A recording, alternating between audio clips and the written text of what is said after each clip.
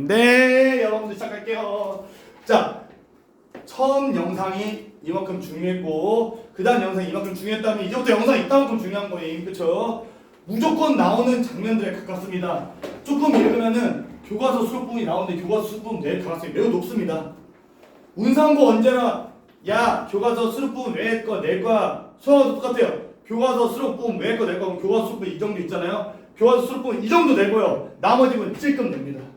어차피 사실은 효율이 급이 달라. 지금부터 효율이 급이 달라진다고. 그러니까 지금까지는 졸았다 하더라도 지금부터 안 졸면은 갑자기 내가 잘할 수 있다. 근데 지금부터 졸면은 지금까지 안 졸다가 지금부터 졸면은 갑자기 열심히 하고 다 날아갑니다. 그래서 화이팅. 자 다시 한번 얘기하자. 운산 야호 좋아 야호. 또 누구 들어? 충이 안 듣고. 자 해결을 실망하고 전혀 안 맞는 팽팽한 기타 속에 드디어 7월말 시간 넘기고요. 그 돈 내라는 시기가 7월이죠. 8월입니다. 이게 광주 대단지 사건입니다. 투쟁위원회에서 최후 결단의 날로 정한 날이에요. 공기 흥행하고요. 그 다음에 저기하고 불러왔으면 합니다. 그래서 비가 내렸다고 합니다. 뭐 말도 안 되는 얘기긴 하지만 뭐 중요한 거 아니고요. 이른 아침부터 거리에 전단지 사건이고 야 데모하자 투쟁하라 단결하라 이건 말이 안 된다 몇 번 앞붙이고요. 가슴에 달기로한 노란 리본 옛날부터 있었구나. 그는 방 안에서 꼼짝도 않으면서 밖에서 벌어지는 움직임에 잔뜩 신경을 굽쓰고 있었다는 거는 내가 이 데모에 참여하겠다 안 하겠다 안 하겠다는 거야.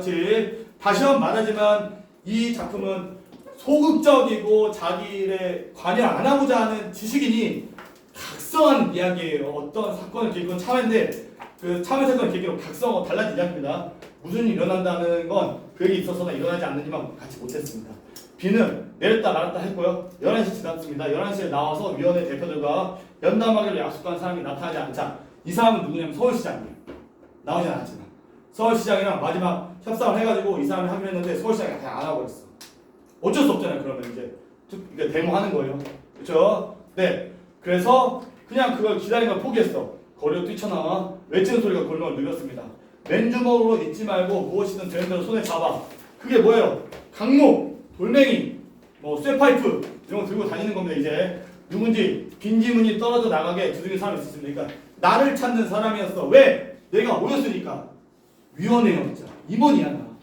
그렇죠? 위원회니까 나를 찾아. 빈지문이 뭐냐면 빈지문이 사실은 문이라고 할 수 없는 거야. 그냥 나뭇가택이 이렇게 놓는 거야. 문 열면 어떻게 해야 돼? 나뭇가택을 치면 돼. 이게 빈지문이야. 사실은. 네. 떨어져 나가게 두드린다. 선생님, 권선생님 집에 계시오? 가슴에 털고 내려앉습니다. 마누라 시켜서 벌써 출근했다고 거짓말을 하겠어요. 누군지 모를 사내를 따돌리고 나서 그제야 생각하니까 이거 화요일이야 어차피. 일요일도 아닌데 여지껏 출근하지 않고 빈둥거리는 이유는 또 뭐야? 나 어차피 출근해야 되는데 여기 왜 있어? 라는 생각 들죠? 그러면서 놀랍니다.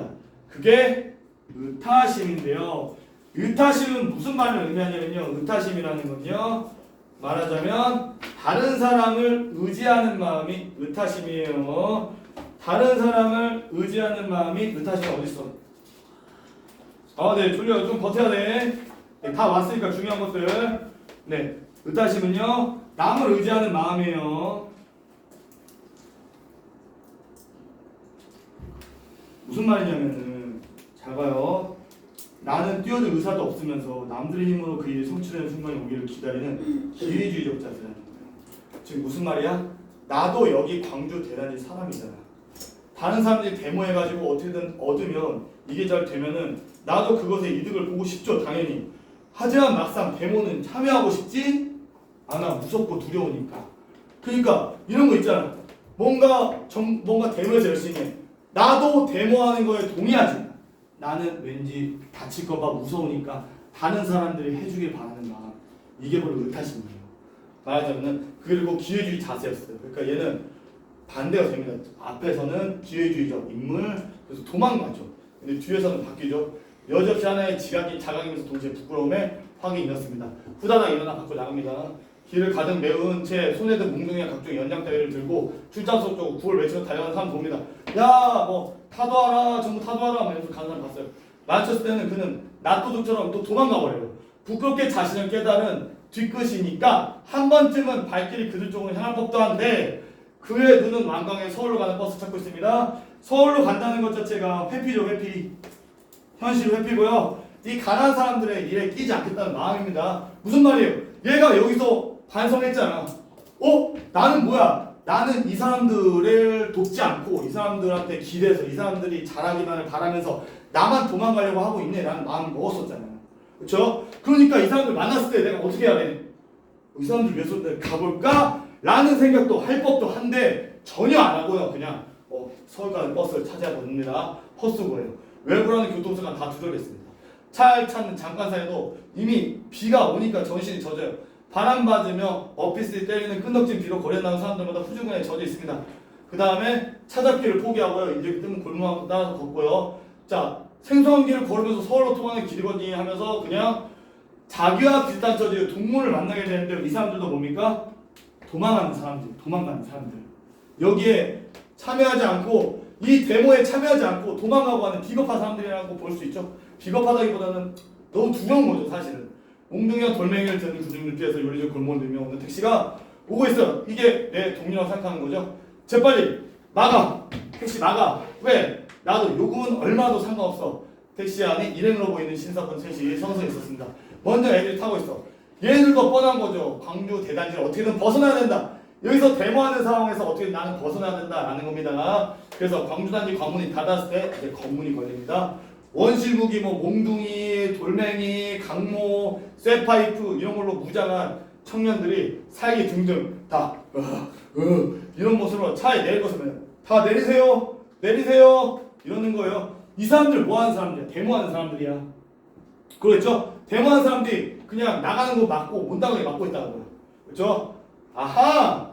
투쟁위원님이 타셨군요. 혼자서 서울까지 쳐들어와서 투쟁하시기는 아무래도 무리예요. 어서 내려주십시오. 이거 비꼬는 겁니다. 이해됩니까? 투쟁위원이 누구야? 권씨죠. 그러니까 권씨고 이러는 거. 우리 투쟁위원님 여기 타셨군요. 혼자 가서 서울까지 가서 싸우시게요? 그거 좀 오버합니다. 내리세요. 하는 거야. 당연히 투쟁하러 가는 게 아니라 도망가는 거죠. 그걸 비꼬는 거예요. 맞아요. 네. 그러면서 무서운 게 소름 돋는 이 사람이 사실은 도망가는 거 알고 있죠. 웃으면서 투쟁이 하시는군요. 웃으면서 친절히 말해. 용케도 날 알아봤어. 내가 투쟁위원인 걸 권씨가. 그렇죠? 그래서 모양이나 이쪽에서 상대방 눈이 전혀 없어. 왜? 나는 이 투쟁에 관심을 가진 적이 없었으니까 권씨는. 잠시 그가 어물쩍거리자 곁에 있던 다른 청년이 잡담을 제하고 몽둥이해줘서 단박에 책장 박살냅니다. 그러면서 야 개새끼들 내리라고 하면서 택시 바로 부셔버려요. 그죠? 창문 그냥 부셔버립니다. 그리고 애들 다 택시 부수고 애들 다 끄집어내면서 다 팽개 쳐버립니다. 그렇죠? 야 개새끼들아 니들만 목숨이냐? 자 다른 사람들은 몇 개씩 굶고 악순판인데 택시 타고 앉았다니 개팔자네. 굶어 죽어도 같이 죽고 굶어도 같이 굶고 먹어도 같이 먹어 죽어도 같이 죽고 사도 같이 살자 말이야 라면서 각막이랑 자전거 체인이 좀 무서워. 딱 코앞에 들면서 막 신목청을 드높이면서 다 부수고요. 차에 탔던 승객들 다 꺼낸 다음에 차창 부서져 나간 순간 밖으로 튀어나와가지고 이미 절반쯤은 죽은 상태로 이제 거의 기절해 있는 거죠. 말하자면은 네 요약 끝. 요약이 아니라 우린 전문이니까. 자 그러면서 그 아른치 하던 청년이 누구세요? 위원장님이시군요. 혼자서 가시면 무리예요. 따라오세요. 라고 하는 거야. 이게 더 소름 돋는 그 느낌 아십니까? 너무 화난 상황이야. 근데 선생님 야 너 뭐 하는 거야? 이게 아니라 아무것도 안 해왔구나. 그럴 수도 있지. 이러면서 이게 더 무서운 상황이야. 뭔가 두렵게 느끼는 건 몽둥이가 아니야. 너무 친절해. 청년이 웃음으로 그를 묶어서 도로변 잡초더미까지 손쉽게 연행에 그냥 끌고 갑니다. 웃으면서 일장의 설교를 들어갑니다. 물론 잘하시겠지만 이러면서 이 시간에 먹고 마시고 춤추고 침대에서 딜구고 있는 서울의 유한계급은 부유층이에요. 부유층. 대단지 않은 첫자문 생활로 치마도 대비시킨 첫자문 생활은 빈자들, 강한 사람들, 비민층 대비시키죠. 이런 것에 대해서 이렇게 투쟁하는 거죠. 말하자면 사회주의 투쟁하는 거죠. 그래서 아직도 잠자고 있는 그의 사회적 자각을 새날의 어린이처럼 벌떡 일어나게 하려는 수작이에요. 그 짐작은 되는데 안 들어와. 야 지금 서울에서는 놀고 먹고 여기서는 고통받고 있는데 이게 말이 되냐 얘기하는데 안 들어. 왜? 너무 무서우니까. 이 사람이 대체 사람이 얼마나 잔인하면 이런 무시무시한 판국에서 저토록 친절할 수 있을까? 날 도대체 어떻게 알게 될까? 설교가 웬만큼 먹혀도 판단했던 청년은 이제 산등선을 질러서 단지 중심부로 갑니다. 중앙으로 들어가요. 이 대단지 중심. 그러면서 이제 여기가 무슨 장면이에요? 바로 저기 저 부분이었어요 라고 나오는 이 장면. 그치? 이 부분입니다. 이 부분. 여기도 그러니까 여기서부터 이미 교과서에 나온 장면들이니까 중요도는 이미 거기 끝에 가 있어. 어차피 교과서에 나오는 것도 무조건 나옵니다. 그쵸? 과거 서술에서 현재로 돌아오는 장면이에요.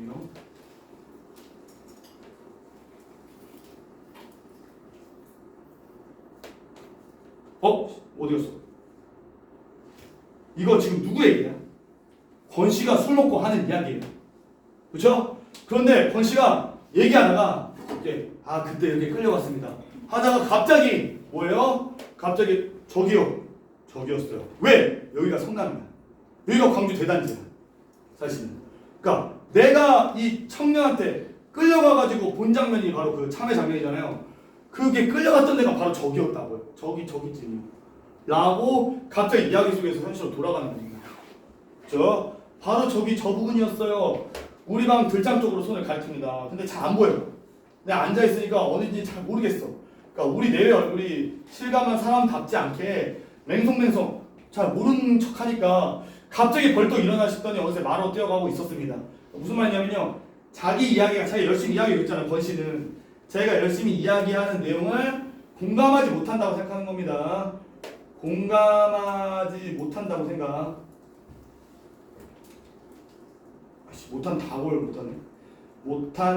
못한다고 생각하는 거예요. 무슨 말이냐면 권 씨가 내가 그 친절하게 무섭던 청년한테 끌려간 것이 저기쯤이었어요. 라고 하는데 나랑 내외가 그러니까 부인이 뭔가 이러고 있으니까 아니 저기였다고 일어서서 저기였다니까요. 이렇게 달려가는 장면이야. 그냥 자기가 그걸 보여주려고 바로 달려가고요. 안중이에요. 이 장면은 순전히 그를 붙잡기 위해서였습니다. 언제 마루 끝에 현관에서 권씨 가족들이 다 보고 있어 뛰어나오고 우리 빨리 올려다봐. 아빠 왔잖아. 아빠 왜 늦게 왔지? 아빠를 보자마자 애들도 하면서 울어. 잔뜩 부른 배를 금방에도 말에 내렸다는 자세를 취한 채 권씨 부인도 빨갛게 된 자기 남편을 그냥 바라보고 있어요. 울 것 없다. 네 아버지 아직 안 죽었다. 라고 하면서 가장의 채통을 지키려고 여기 나와 있어요.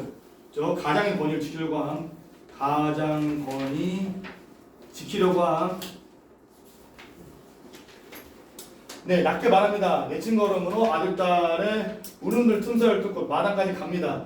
말은 똑바로 하면서 걸음 비틀거리는 것이 평을 잊지 않는 의지가 혀 아래까지는 그 의지가 잘 안 느껴졌다고요. 혀는 말은 잘하고 있지만 저기쯤이었다고요.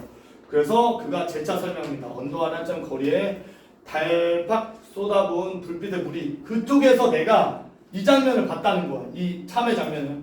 그쵸?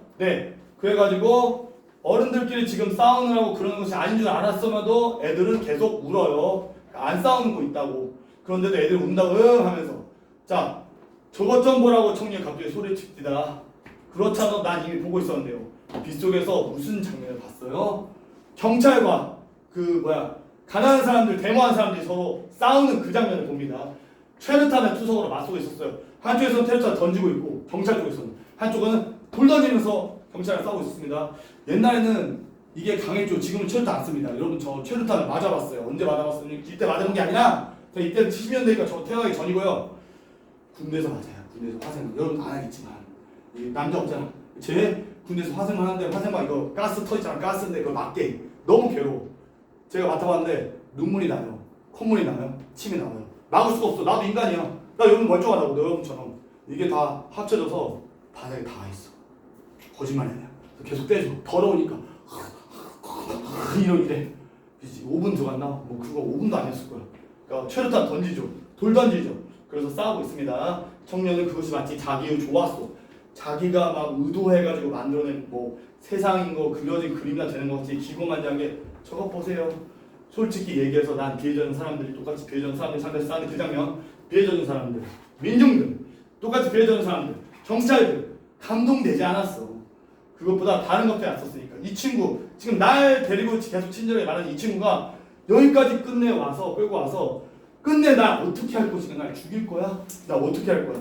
그런데 잠시 지켜보고 있는 사이에 장면이 휘가닥 바뀌어버립니다 하면서 지금 참회 장면이 나옵니다. 이 작품에서 제일 중요 장면이라고 얘기할 수 있고요. 교과서에서 나온 장면이고요. 이 장면이 안 나온 이유는 단 하나 때문이야. 맨 마지막 장면이 너무 중요해서 얘가 빠지는 것 뿐이야. 이해됩니까? 맨 마지막 장면이 별 20개고 얘가 별 19개일 뿐이야 사실은. 네, 그 장면 이런 장면, 이게 참외 장면, 얘가 바뀌는 장면이에요. 3륜차가요 바퀴 3개인 자동차죠. 한 대가 어쩌다 길을 잘못가지고 그만 참외차, 참외사 이 차가 가다가 잘못 이 데모 한 대 들어가 버렸어. 데모를 피해서 빠져나갈 방법을 찾다가 요리를 가다가 그냥 뒤집혀 버렸어. 그때 누렇게 익은 참외가 와르르 쏟아져요. 근데 경찰서들 군중들이 갑자기 돌멩이질을 딱 멈추더니 참외 쪽으로 미친듯이 달려붙어. 왜냐하면 이 사람들은 사실은 여기서 버티고 서 있었어. 7월까지 나가라고 한 거를 8월까지 버텼으니까 며칠 동안 하나도 밥 안 먹고 견디고 버티고 참고 있었다는 거야. 그러니까 하나도 안 먹고 며칠 동안 굶은 사람들이니까 참외를 보자마자 미친 듯이 달라붙어요. 차 한 차분이나 되는 참외가 가득 들어있겠죠? 눈 깜짝 사이에 갑자기 없어져. 다 먹어버리니까. 진흙탕에 떨어진 것까지 주워서 어저어저 깨물어 먹는 거야. 먹는 그 자체는 결코 아름다운 장면 당연히 안 되죠. 끔찍하죠. 다만 그런 속에서 그걸 다투어 먹도록 하는 밑에서 빠지는 떠받치는 그 무엇이 무엇인가요? 여기서 말하는 나체화예요. 나체화. 이제 써줍니다. 무시무시하게 절실하게 느껴집니다. 이건 정말 나체구나. 나체가 뭔지 알죠? 다 벗은 거야. 다 보고 있다고요. 어떤 그림이. 네, 그런 것처럼 느낍니다. 나체화보다 이건 다 벗은 그림이야 하는 느낌이 처음으로 가슴에 부딪혀 옵니다. 나체, 다 벗은 걸 확인한 이상 진짜 다 벗은 게 아니라 내가 심리적으로 이걸 다 벗은 것처럼 느꼈다고. 왜? 그게 무엇이냐? 그게 뭔지 이제 써드립니다. 그래서 이제 필기가 예쁘게 들어가야 돼요. 말하자면 여기서 얘기하는 나체가 뭐냐 라는 게 이겁니다. 말하자면 네, 인간의 본성이에요.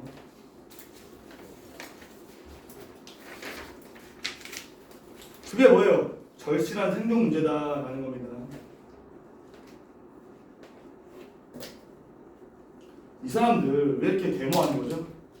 좀 더 잘 먹고 잘 살려고. 맞겠지만 맞는 게 아니죠 사실은. 그냥 먹고 살려고. 살고 싶어서 하는 거지. 다 죽을 수밖에 없으니까. 그러면 죽고 싶지 않다. 우리 살고 싶다. 그러니까 일종의 본능이에요. 본능. 그냥 너무 배고파서, 너무 살고 싶어서, 너무 멀쩡해지고 싶어서 그냥 살고 싶어서 하는 것이라는 걸 느낍니다. 말하자면. 그래서 이 사람들이 참외 보자마자 미친듯이 먹는 걸 보고 아, 이건 인간의 본성이고 생존에 대한 어떤 문제인 거구나 라고 생각하면서 내가 느끼는 게 뭐냐? 동질감이에요. 나도 이 사람과 완벽하게 똑같은 사람이다. 이 부분이야. 나체를 확인한 이상 그 사람들과 종류가 다르다고 주장한 근거가 벼랑간 흐려지는 기분, 즉 동질감을 느낀다는 거예요. 자, 이런 내용입니다. 제가 얘기했어요. 이 작품은요, 지식인이 가난한 사람과 나는 이 사람과 다르다는 걸 계속 얘기하는 작품이라고요. 아, 이게 디킨스의 생각이죠. 디킨스가 가난한 사람들 다 때려쳐면서 야 꺼져라고 했대. 그 얘도 그래요. 반대릴 사람들 짜증나. 이 사람들과 떠날 거야.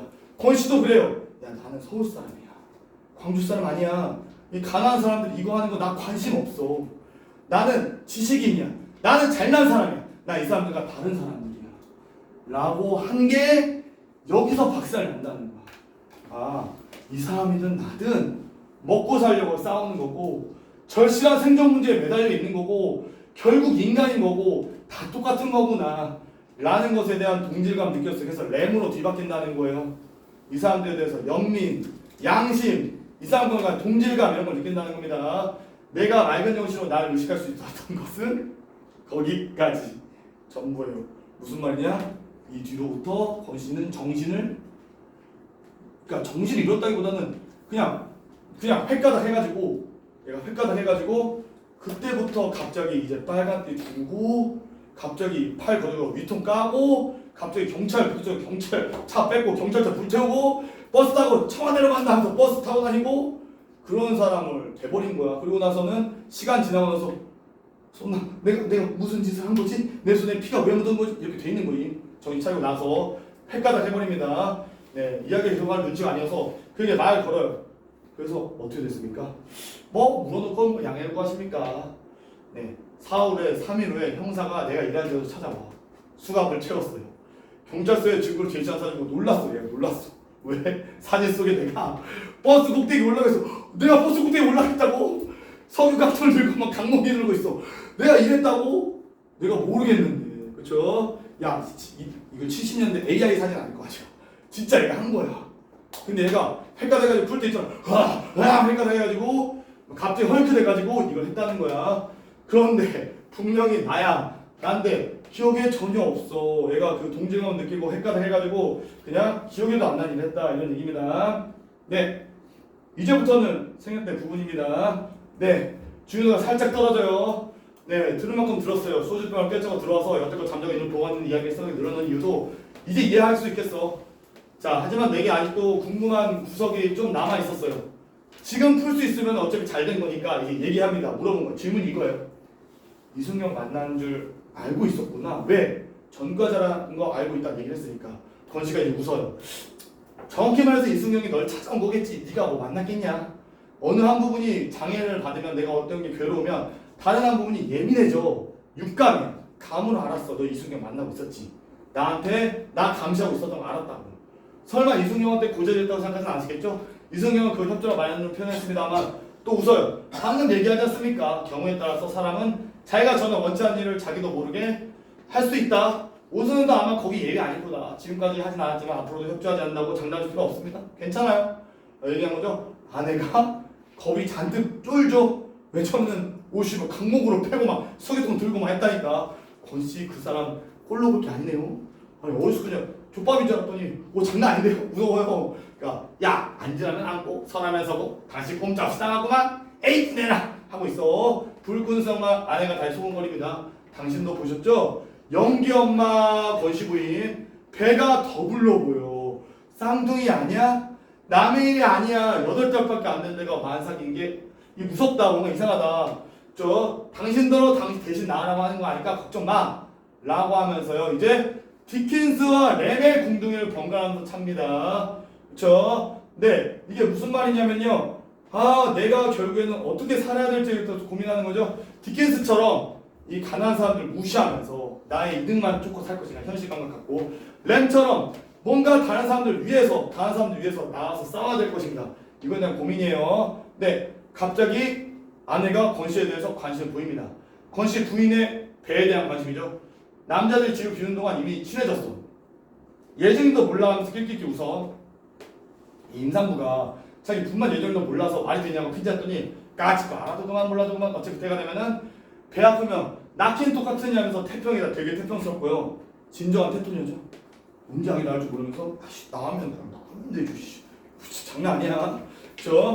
권씨는 여전히 일자리가 없습니다. 직장도 없으면서요. 출근 복장 맨날 입고 나가요. 기술도 혁신도 없으면서 계속해서 공사반대를 나가서 막일을 하고 있습니다. 동준아 놀자 하고 그 부부 있잖아요. 부부 그 오늘 있잖아. 오늘 권씨 아이들 영기랑 또 누구지? 영수가 있잖아요. 걔도 끼니 때가 되어도 막무가내로 버티면서 문과방으로 돌아가지 않는 적이 자주 있어. 왜 안 돌아가? 끼니 때 집에 가도 밥을 먹을 수가 없으니까.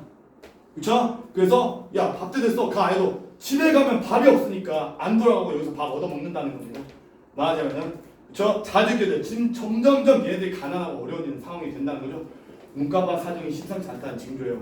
그렇다고 권씨 부인이 우리에게 터놓고 도움을 청하지도 않아. 이것도 잘 볼게요. 왜 도움을 안 청하죠? 매우 자존심이 센 사람들이야. 권씨가 특히. 그래서 매우 가난하고 매우 어렵고 애들도 밥을 못 먹을 정도로 극단적인 상황에 처해 있습니다. 그래도 좀 도와주세요. 나는 말 한마디도 안 합니다. 다만 우리로 하여금 그런 걸 목격하고 도울 마음이 먹지 않는 도무지 인간이 아니 계시 상황을 최악의 선까지 잠적고 몰아갈 때 이게 무슨 느낌인지 알죠?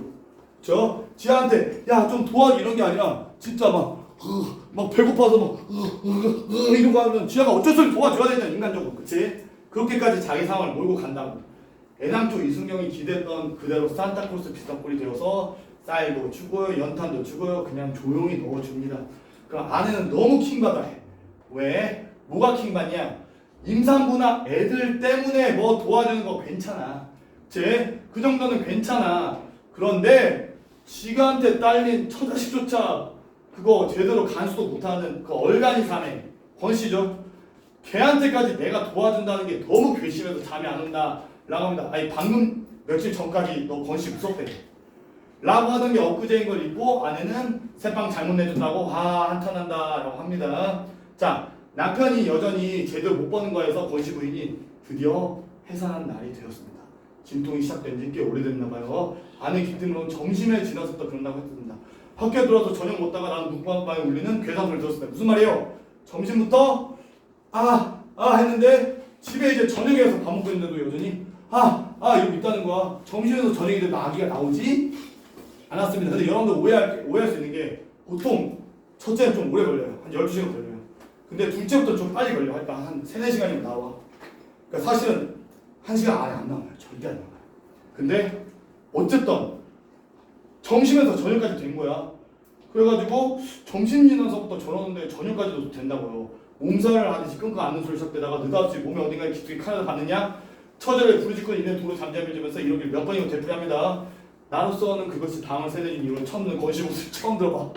권씨가 진짜 말 안 해. 그래서 처음에는 이런다고 갑자기 그치?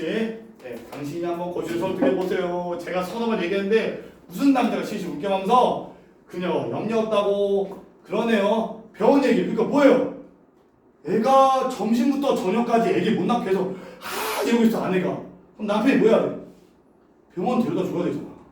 그래서 와이프가 아내가 좀 병원 좀 데려가세요 라고 얘기하면 권씨는 뭐래? 괜찮아요.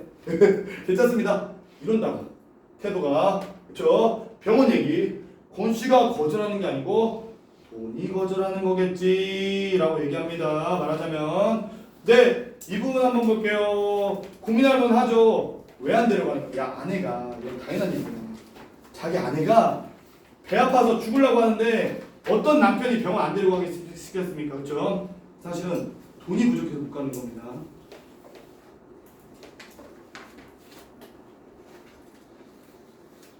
네, 아내는 진작부터 해산 준비가 전혀 안 된다고 흉보고 우려하고 있었어요.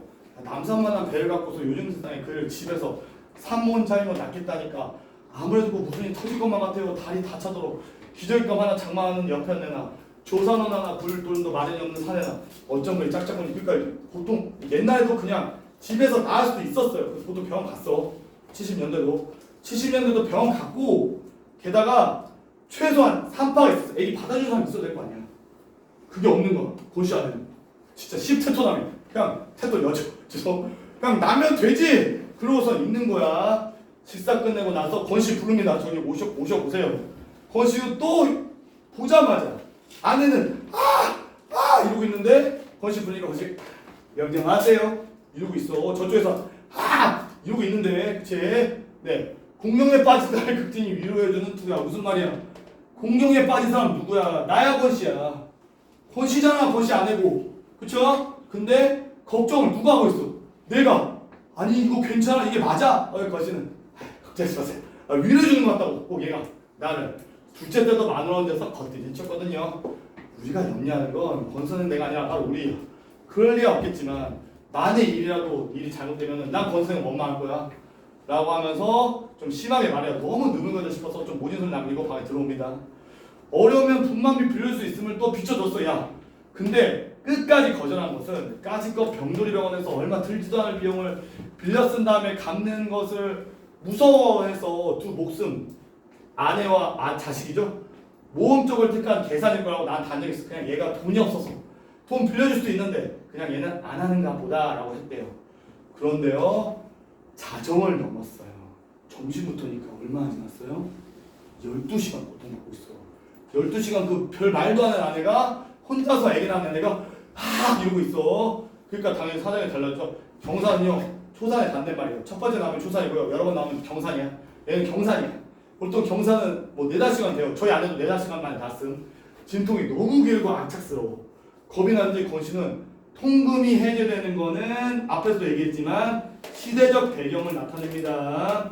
박정희 정권 때이기 때문에 통금 시간이 있었고 그 시간 내에서는 밖에 나가지 못했어. 그거 해제되기 전에 부인 없고 빗닦기를 내려가면서 한바탕 난리를 쳤습니다. 왜요? 밤 지나도록 밤새도록 아파하는데 아무리 해도 상황이 안 좋아지니까 북이 북측의 옆인 모양으로 권씨는 애가 우리 집 문간발 빠져나오는 걸 보는 것만으로도 근심이 더는 기분이었다. 북이 뭐예요? 이게 북이죠. 북체가 뭐예요? 이게 북체죠. 북치는 거. 그쵸? 이게 권시, 이게 권시부인. 오케이? 됐습니까? 이거 권시부인. 권시. 이게 해서 갖고 갔다고 이렇게 데리고 갔다고. 네. 자, 그래서 다행이다 씨. 여기서 큰일 나면 안 되니까. 미역이나 사거나 소식 오면은 병원에 가보라고 얘기해놓고요. 그쵸? 네. 그 다음에 이제 중요한 장면이 시작됩니다. 권 씨가 바로 돈을 빌려오는 장면입니다. 사실은 이제 권 씨가 나한테 돈을 빌려온 장면이에요. 말하자면 네, 때마침 나는 수업이 없어서 교무실에서 잡담을 하고 있었어요. 근데 수일부터 연락받고 정부로 나갈 수 있습니다. 바쁘실 텐데 이거 죄송합니다. 그리고 돈 빌린 장면이 다시 교과서 돌아와. 교과서 내용이 들어옵니다. 사실은 네, 권 씨는 애써 웃는 낯이었고 왠지 사람이 전에 떡볶 수줍 먹었어요. 왜 수줍어요? 얘는 지금 돈을 빌려야 해서. 나는 수줍은 웃음이 세 번째 아이의 아버지가 된 데서 오는 것이라고 좋은 쪽으로만 해석하려고 일부러 애쓰는 쓰는 노력하는 거죠. 연락을 받은 그 순간에 느낀 불길한 예감을 떨쳐서요. 아니 권씨가 나한테 왜 와? 아니 권씨가 갑자기 나한테 와서 셋째에 나왔습니다. 갈게요. 고마워요. 이럴 수가 없잖아. 사실은 온 이유 딱 하나밖에 없겠죠. 돈 좀 빌려달라고. 그러겠죠? 그럼 불길한 예감 제발 억지로 안 하려고 하는 건 이거 아니겠지. 사실은 그거일 것 같은데 잘 됐습니까? 늦게나마 오 선생님 말씀드릴게 망정이지 끝까지 집에 걷다가 큰일 날 뻔했습니다. 녀석인지 년인지 모르지만 못난 애비 혼정 나보라고 영 애를 먹이는 거죠. 지금은 점심이야. 즉 24시간이 지났어요. 근데 년인지 녀석인지 왜 몰라? 왜냐면 아직 나오지 않았으니까 애가. 그쵸? 애가 안 왔습니다. 그러면서 이제 중요 장면 길바닥 위에다 밟으러 모을 것이 이건 아니고 이거 구두 나옵니다.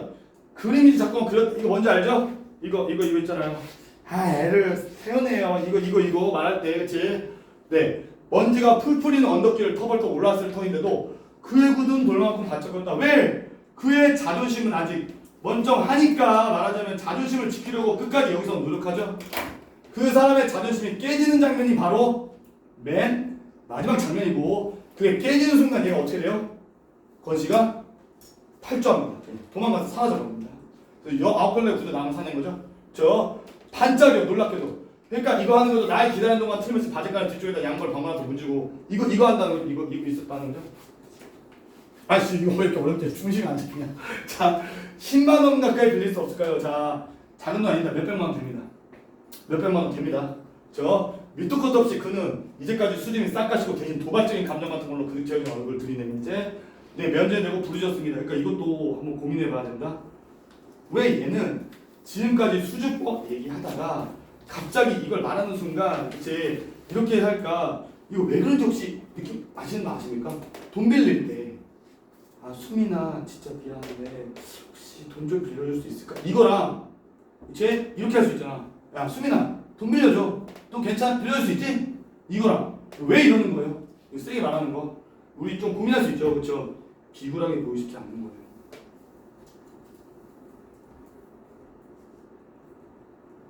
그러겠죠? 그러니까 갑자기 방금 전까지 덕분에 다행입니다. 돈 빌려줄 수 있습니까? 이러는 거 갑자기 돈 빌려줄 수 있습니까? 갑자기 이러는 거 왜? 돈 빌려줄 수 있으니까 이거 너무 비굴해 보이니까. 담배 안에 꾸자는 식으로 10만 원 소리. 여러분들 얘네들 전세값이 20만 원입니다.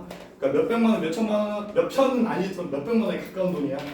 저 허망하게도 나한다. 내가 잠시 어리둥절 뭐야? 갑자기 사람이 있을 또 이거 왜 똑같아? 이거 똑같아?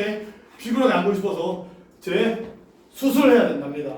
엑스레이 찍어봤는데 이상 없고요. 다 정상이야. 모체도 넉넉하고 조기파수 물빨이 난 것도 아니고 전치태반도 아니고 수지가 뒤집힌 것도 아니고 쌍둥이 더 아니고 이렇게 정상적인 데도 24시간 넘도록 이거 안 나온 이유는 딱 하나밖에 없대요. 태아가 돌다가 탯줄에 목이 감긴 거래.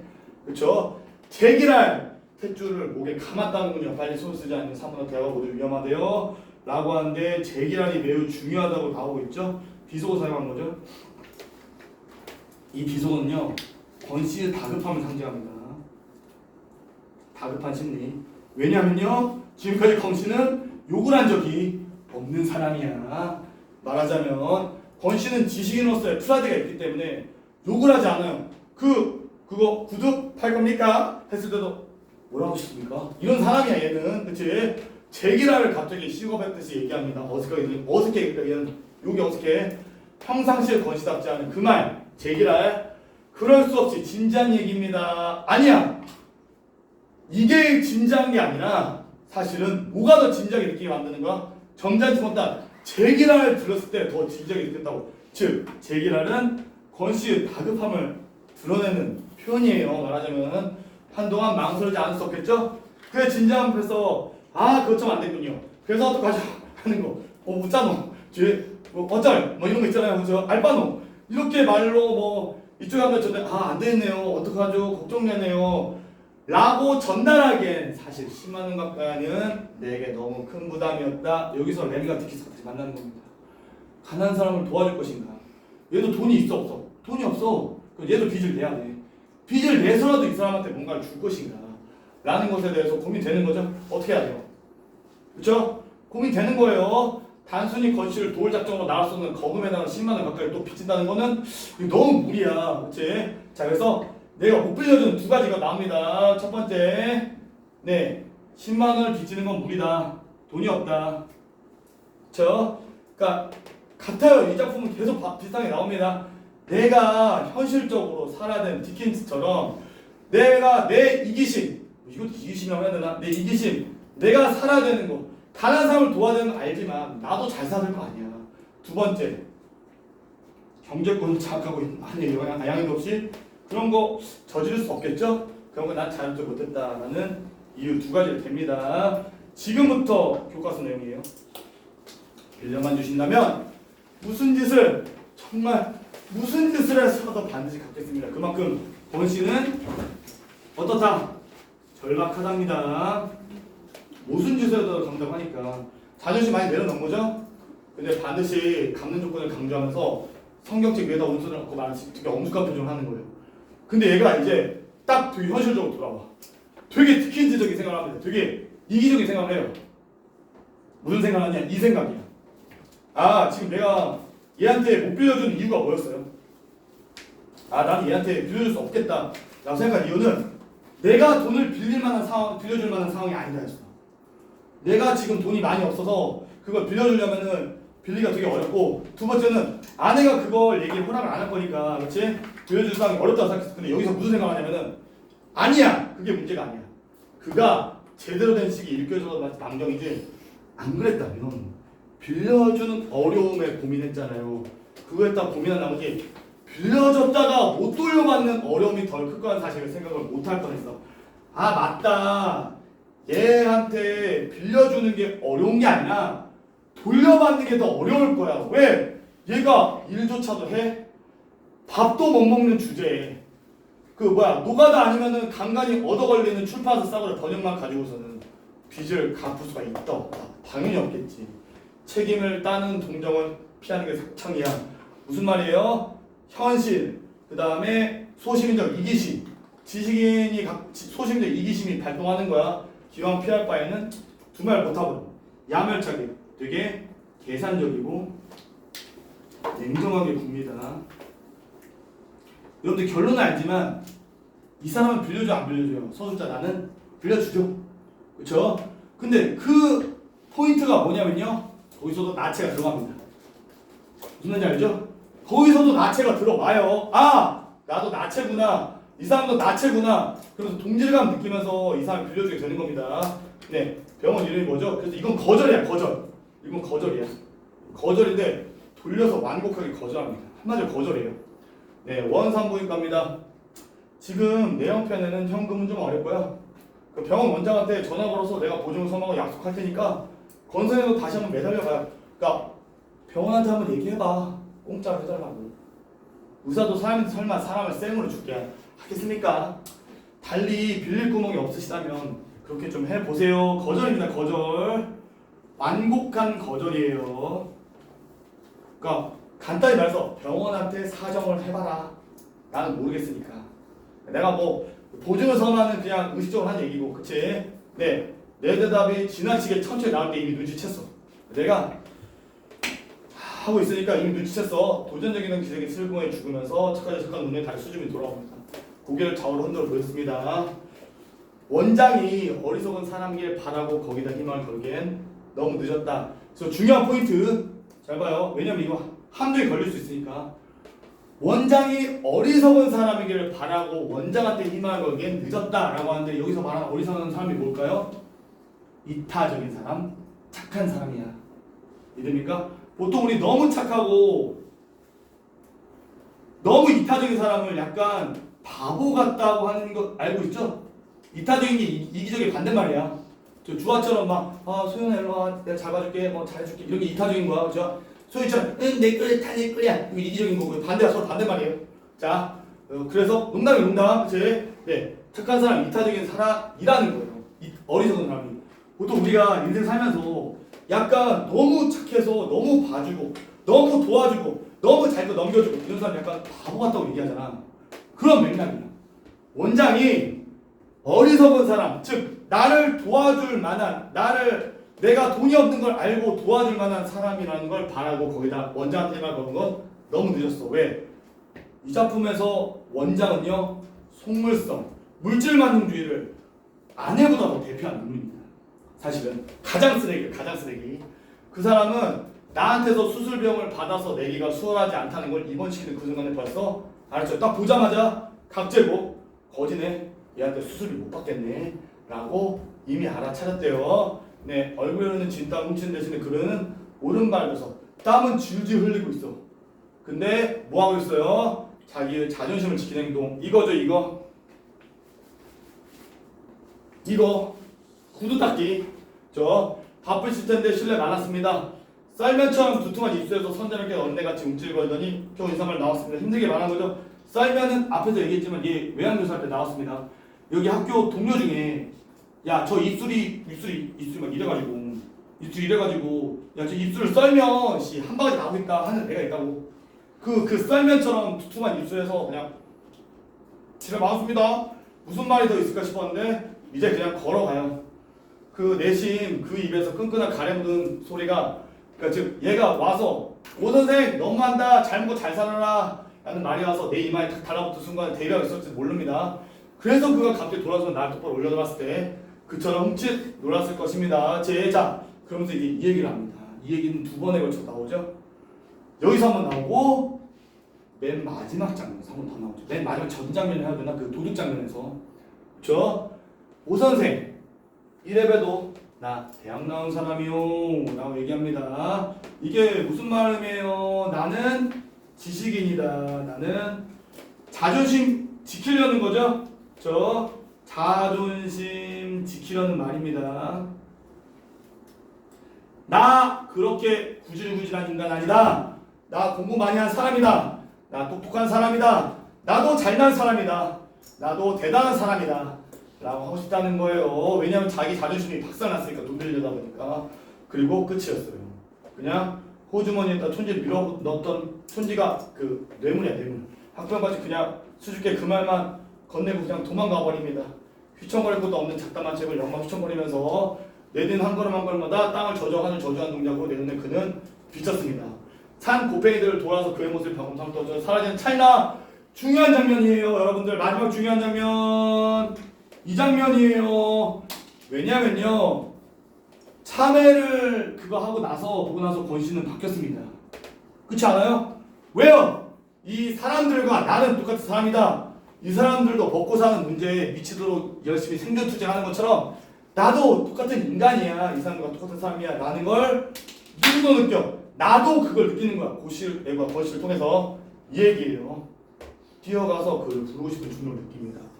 돌팔매질 하다 말고 뒤집어진 삼류처럼 달려들어서 참외를 깨물어 먹는 군중을 봤을 당시 권씨처럼 그때 권씨가 뭘 느낍니까? 어떻게 됩니까?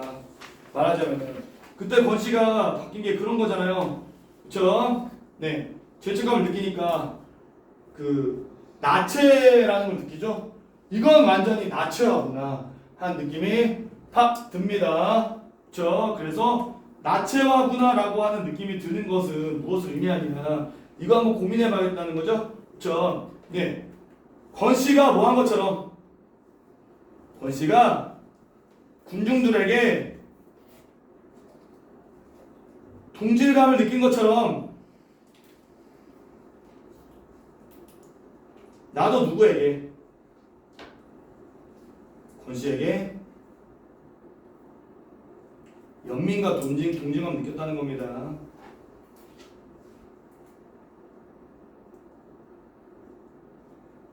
자, 볼게요. 와, 이 사람처럼 나도 그러니까 똑같구나. 아, 이 사람도 같은 인간이구나. 나 같은 사람이구나. 나도 이 사람과 같은 사람이구나. 이걸 느꼈다는 거예요. 그렇죠? 그리고 내가 그에게 그리고 이제 이유가 나와요. 돈을 빌려준다는 거, 결국 돈을 빌려주는 이야기가 이유가 두 가지가 나옵니다. 첫 번째 이유, 권씨에 대한 연민, 동질감, 죄책감 때문에. 두 번째 이유, 10만 원을 권씨가 저한테 준 적 있죠. 그게 뭐예요? 전세가. 기억납니까? 전세가 얼마였어요? 20만 원. 그렇죠? 근데 아내가 객힌 받는 게 뭐였어요? 얘들 얼마 들고 왔어요? 절반이 10만 원 들고 왔죠. 그러니까 이미 전세값으로, 물론 전세를 돈을 줘야지 얘네가 살게 하겠지만 어쨌든 얘네가 나한테 10만 원을 준 건 사실이야. 빚을 지고 있어요. 전세값. 전세돈도 일종의 빚이라면 빚이잖아. 왜 좀 될지 그 생각을 못했느냐 라고 얘기하면서, 그치? 얘기됩니다. 말하자면은. 네, 그러면서 이제 누구 나타납니까? 산부인과에서 들어갑니다. 이 인물이 별로 인물이 중요한 인물 아니에요. 의사는 사실은 그냥 개쓰레기다. 이 이야기를 통해서 이 작가가 하고 싶은 이야기는 뭐다? 물질 만능 다른 말로 뭐라고 하냐면 황금 만능, 물질 만능, 혹은 배금주의라고 하는데 배금주의 요즘 안 씁니다. 몰라도 배금주의가 절 배자에다가 금자, 금에다가 절한다는 얘기예요. 그런 의사가 나타나요. 말하자면은. 그쵸? 산부인과의 의사. 왜냐면 야, 우 선생은 나는 자기가 사정이 안 좋고 그러니까 뭐 고민하죠.